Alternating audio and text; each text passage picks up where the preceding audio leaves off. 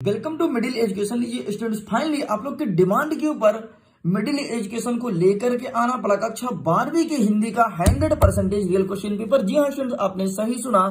अगर आप इस वीडियो को फुल टाइम वॉच करते हो तो डेफिनेटली आपका एग्जाम बहुत ही अच्छा जाने वाला है और आप 80 नंबर में से 50 से 60 नंबर आसानी से गेन कर सकते हो ये पहला पेपर से। एंड मुझे पता है समय बहुत कम है। अगर मुझे सेकंड पेपर अपलोड करने का समय मिलेगा तो डेफिनेटली 80 आउट ऑफ 80 मार्क्स लाने से आपको कोई भी नहीं रोक सकता है। देखिए स्टूडेंट्स, वैसे तो यूट्यूब पर आप बहुत वीडियोस देखे होंगे, इसीलिए मैं क्लास 12 की हिंदी का पेपर नहीं ला रहा था। लेकिन आप लोग का इतना ज्यादा डिमांड था कि जैसे ही 9th और 11th वाले एग्जाम देने चले गए तो केवल और केवल मैसेज थे क्लास 12 के हिंदी का। तो लीजिए फाइनली अब मुझे मजबूर बस ये वीडियो रिकॉर्ड करना पड़ रहा है। जी हाँ स्टूडेंट्स, मैं लाने का उद्देश्य बिल्कुल नहीं था हिंदी का वीडियो, लेकिन चलिए फाइनली अब ले आए हैं तो तबाही मचाएंगे। ऐसा नहीं है कि ले आए हैं तो चलो बिना मन का, ठीक है। चलिए फिर वीडियो को स्टार्ट करते हैं। देखो कुछ इस प्रकार का इंटरफेस देखने को मिलेगा। इंटरफेस से हमें कोई मतलब नहीं है, हमें मतलब हमारे क्वेश्चन से, हमारा कौन सा क्वेश्चन एग्जाम में आ रहा है और कौन से नहीं आ रहे हैं। जिस प्रकार से अगेन लगातार बैक टू बैक 9th और 10th वाले अच्छे नंबर से अपना एग्जाम दे रहे हैं, अच्छे नंबर लेकर के आ रहे हैं, ठीक वैसे अब क्लास 12th का हिंदी होने वाला है। एक चीज ध्यान रखना, जिस क्वेश्चन पे मैं टिक कर दूं कि इसे अच्छे से करके आना, दिमाग में बैठा लेना, उस क्वेश्चन को बैठा ही लेना, नहीं तो वरना लॉस होगा। फिर बोलोगे सर आपके क्वेश्चन पेपर से तो कुछ आया ही नहीं, फिर ये मुझे मत बोलना आके, ओके। चलिए देखो स्टूडेंट्स, जैसे ही पेपर मिलेगा तो सबसे पहले यहाँ पे रूल्स एंड रेगुलेशन लिखा रहेगा, जो कि हम अवॉइड करते हैं। हमें कोई मतलब नहीं रूल्स एंड रेगुलेशन से, लेकिन हाँ मतलब है आपके वार्षिक परीक्षा में। अभी त्रैमासिक है तो अभी हमें कोई मतलब नहीं, लेकिन वार्षिक में यही मतलब रखेगा, यही परसेंटेज बनाएगा एंड यही परसेंटेज डाउन करेगा, ओके। ये देखो यहाँ पर टोटल एक चीज बना हुआ है, इससे हमको कोई मतलब नहीं है यार। चलिए देख लेते हैं हमारा पहला प्रश्न क्या कह रहा है। टोटल आपका सही विकल्प की बात करूं तो यहाँ पर 6 नंबर का पूछा जाएगा। पहला नंबर कह रहा है कि एक गीत कविता में समय को माना गया है। एक गीत कविता जो है उसमें समय को क्या माना गया है, तो समय हमेशा बदलते रहता है, परिवर्तनशील है। जैसे अभी आप इस वीडियो को देख रहे हो, अभी आप बहुत अच्छे हो, ठीक है। सपोज दैट 10 मिनट बाद आपको खांसी आने लगे अचानक सा, ठीक, तो कुछ नहीं कह सकते, समय बहुत परिवर्तनशील है, समय हमेशा बदलता रहता है, तो आपको परिवर्तनशील में आंसर करना है। आगे देखते हैं सेकंड नंबर। लेखक ने बाजार दर्शन पाठ में चूरन वाले को अंकितकार कहा, जिसका अर्थ है। तो अंकितकार का अर्थ क्या होता है, तो इसका मतलब होता है अर्थहीन, जिसका कोई अर्थ नहीं होता, बिना अर्थ की बात करे, ठीक है, कोई मतलब नहीं जिसे आप बोलते हैं उसे कहते हैं अर्थहीन। आगे देखते हैं, द्विवेदी युग का महाकाव्य है। इस क्वेश्चन को अच्छे से अपने दिमाग में बैठा लेना। द्विवेदी युग का महाकाव्य कौन सा है? ऑप्शंस कायायनी, प्रिय प्रवास, कवितावली या रामचंद्रिका। तो इसका सही आंसर प्रिय प्रवास होगा। अच्छा, एक चीज आपको लिख करके बताना है कमेंट बॉक्स में, प्रिय प्रवास के लेखक कौन है, ओके। आगे देखते हैं फोर्थ नंबर। भारतीय नृत्य के निबंधकार हैं। भारतीय नृत्य के निबंधकार कौन है? हजारी प्रसाद द्विवेदी जी, प्रताप नारायण मिश्र जी, रामचंद्र शुक्ल या फिर विद्यानिवास जी। तो इसका सही आंसर हो जाएगा आपका ऑप्शन नंबर बा, प्रताप नारायण मिश्र जी, ओके। तो इसको भी दिमाग में बैठा लेना, इस प्रश्न को भी। चलिए आगे देखते हैं नेक्स्ट पांचवा नंबर। पांचवा नंबर कहता है मुआंजो दांडो में कुआं थे लगभग 200, 700, 500, 600। ये प्रश्न इस बार नहीं आ रहा है आपके एग्जाम में, बाकी इसका सही आंसर होगा 800, ठीक है। ये रहा 800, ठीक।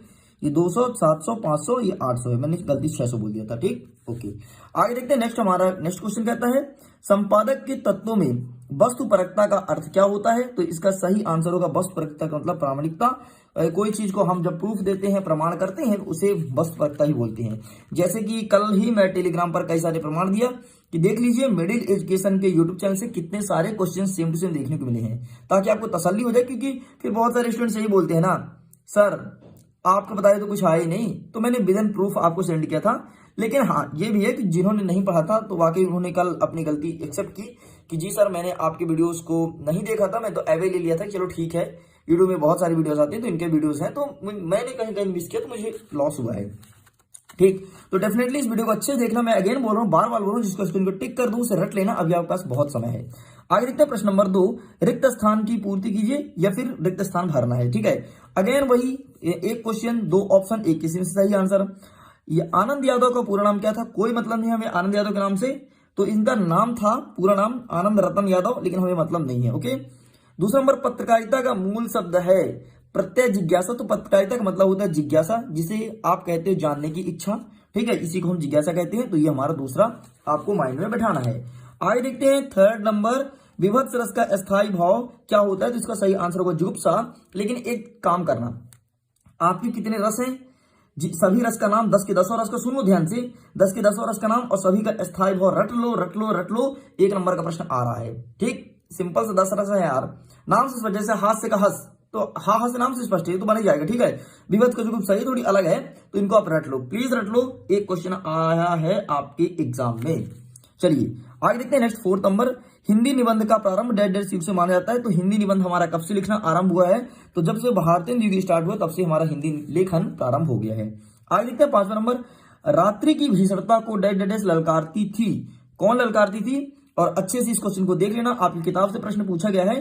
तो पहलवान की ढोलक रात्रि की दिशा को ललकारती थी। आगे देखते हैं, लेखक ने काल्पनिक जगत की वस्तु डेट को माना है। तो इसका सही आंसर प्रतिकार हो जाएगा। आगे देखते हैं नेक्स्ट क्वेश्चन, दिन जल्दी जल्दी ढलता है। कविता में दिन का पंथी किसे माना गया है? तो इसे सूर्य को माना गया है। और सूर्य तो जल्दी ढलता है ना, देखते हैं कि अभी सूरज कहीं और है, जैसे 12 बजेगा तो एकदम सूरज आकाश के बीचों बीच आएगा, फिर धीरे धीरे ढल जाएगा। ठीक, तो इसका सही आंसर सूर्य होगा। चलिए आगे देखते हैं, अब यहां से सही जोड़ी पूछा गया है। पहला नंबर कह रहा है कि बात सीधी थी पर, इसका सही आंसर लगाना है कि कुंवर नारायण जी की रचना है। आगे देख लो, पहलवान का ढोलक, तो इसका सही आंसर आपको लगाना है, इसके लेखक फाड़ुकेश्वर नाथ रेणु जी हैं, और अच्छे से देख लेना। तीसरा नंबर देख लो, कहानी, तो इसका सही आंसर हो जाएगा आपका देश काल वातावरण। ये सही आंसर, देखो आंसर यहाँ पे छोटे छोटे में लिख दिया हूं। ओके, आगे देखते हैं आपका सिल्वर वेल्डिंग, तो इसका सही आंसर हो जाएगा मनोहर श्याम जोशी जी।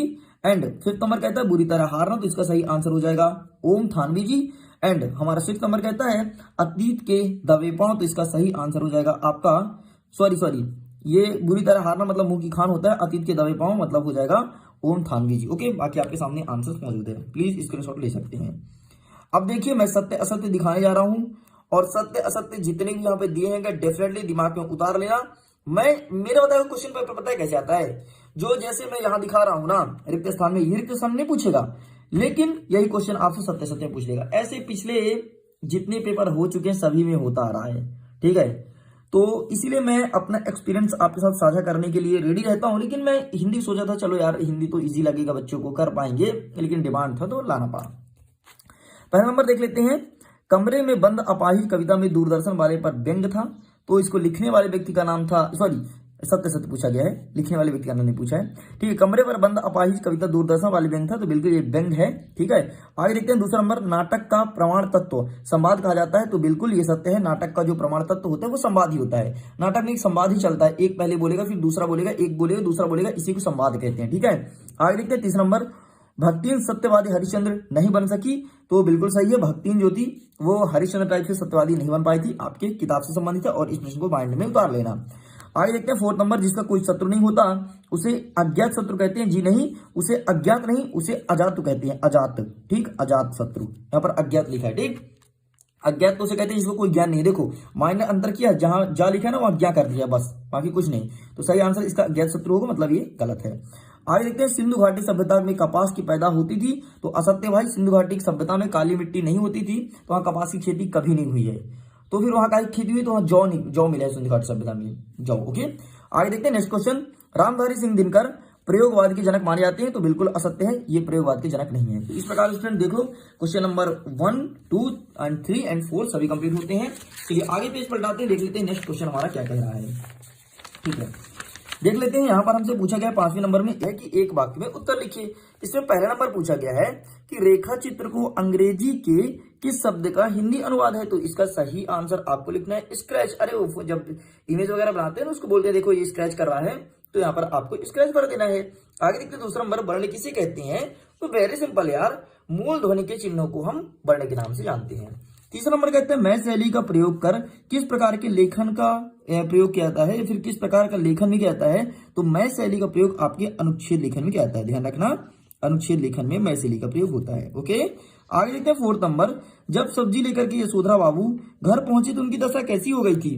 तो उनकी दशा ठीक वैसे हो गई थी जिस प्रकार से वहां से जहां कृष्ण जी थे, कृष्ण जी के पास से सुदामा जब लौटे बेहद खुश थे, ठीक उसी प्रकार से यशोधरा बाबू भी बहुत खुश थे। ठीक है, तो आप ऐसे लिख सकते हैं सुदामा के जैसे। और कब लिखोगे, जब सुदामा कृष्ण के पास से लौटे, घर आए तो बहुत खुश थे ना वो, जब अपने स्त्री बता रहे थे देखो कृष्ण ने मुझे ये दिया, तो ठीक वैसे ही इनकी भी दशा हो गई थी। चलिए आगे देख लेते हैं। नेक्स्ट कहता है महादेवी वर्मा जी के भक्तिन का नामकरण क्या देख करके किया था? तो इन्होंने देखा था कि उनका भाव कैसा है और कंठी माला जैसे वो उनका व्यवहार था, मतलब